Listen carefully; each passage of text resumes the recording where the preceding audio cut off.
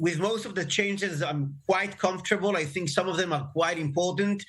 For instance, Itamar Ben Gvir, we are at a situation where the relationship between the Ministry of Internal Defense Issues and the head of the police were not well organized by law. Even the former chief of the police, Alsher, said that actually the Minister of Inner Defense have no legal right to be involved in the work of the police, and that is frustrating for the minister, and that's not a natural way. That's not how it should be. So I think it is pretty natural, just like the Ministry of Defense is responsible of the IDF, that the Ministry of Foreign Defense Issues will be responsible for the police. There is nothing wrong with that. That's the nature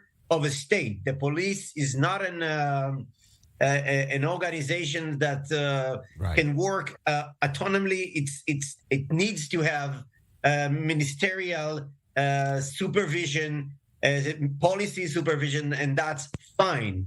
All right, well, let's talk about some of the issues you're going to be dealing with. Now, clearly, some of this incoming government's policies are going to clash with maybe the U.S. and certainly with the European Union, which just leaked a report to media detailing criticism of Israeli policies towards Palestinians in the West Bank, especially that territory known as Area C, which covers about 60% of the West Bank. The EU criticizes Israeli building in Area C, which he says under the Oslo Accords will become part of a Palestinian state. Now, you've spearheaded a letter signed by 40 Knesset members responding to the EU, calling on the EU to halt all illegal construction activities in Israel's sovereign territory, mainly Area C, by the Palestinians. Other demands, desist funding of delegitimization of Israel. Talk about this letter, this response to the EU. Sure. So the background is exposure of a letter, a secret policy document that was published recently this week, that the EU quite strict says that his policy is to take over the sea areas along with the Palestinian authorities. And we need to understand sea area is where we have the major Jewish villages. It is Gush Etzion, it is Gush Shiloh, it's the Jordan Valley, it's Midbar, the Judean desert. These are areas that are now under, and even in the future, are under Israel sovereignty.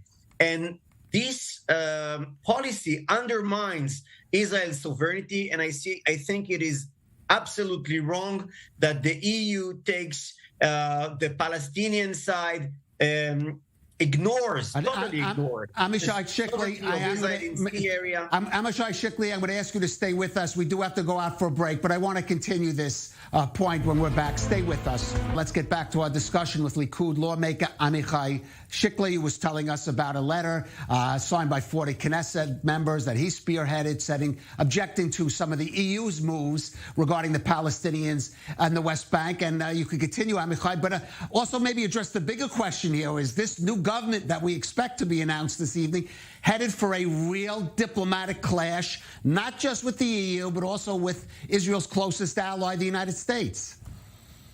Look, so I think there's a big difference between the U.S. and the EU. The U.S. Did not take these major dramatic steps in the sea area.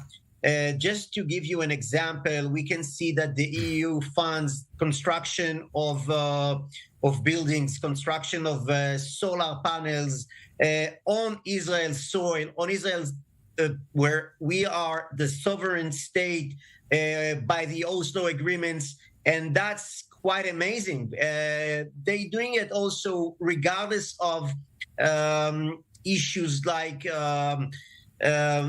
archaeological sites that are being harmed severely, like the Hashmonite palaces next to Jericho, or Tel Aroma, or Mount Ebal, where Joshua's not the temple, the Joshua's altar was placed. These are dramatic damages for archaeological sites with an amazing importance. And also in terms of environmental issues, we can see that the illegal construction of the EU is also in places that are supposed to be natural reserve, like in the Judea desert. And that's, I think, is something that we cannot tolerate. And the fact that we can see that this is a formal policy of the EU is very, very disturbing. We can also mention that it's not just the construction, it's also funding Israeli organizations like Yesh Din, like Show Breaking the Silence, like B'Tselem, and promoting campaigns that are picturing Israel as an apartheid state, as if we are harming children deliberately, and as if the settlers across Judea and Samaria are violence. All the settlers in Judea and Samaria are violence. These are international campaigns funded by the EU. Right, well, we'll have to. We are very disturbed by this policy of the EU. I expect we're going to be hearing a lot from the incoming government on these issues, but I also expect there'll be plenty of pushback from Europe and the European Union and the perhaps other sources as well. Likud lawmaker Amichai Chikli, thank you for joining us on I-24. Thank you, Calev. Good evening and happy Hanukkah. Happy Hanukkah.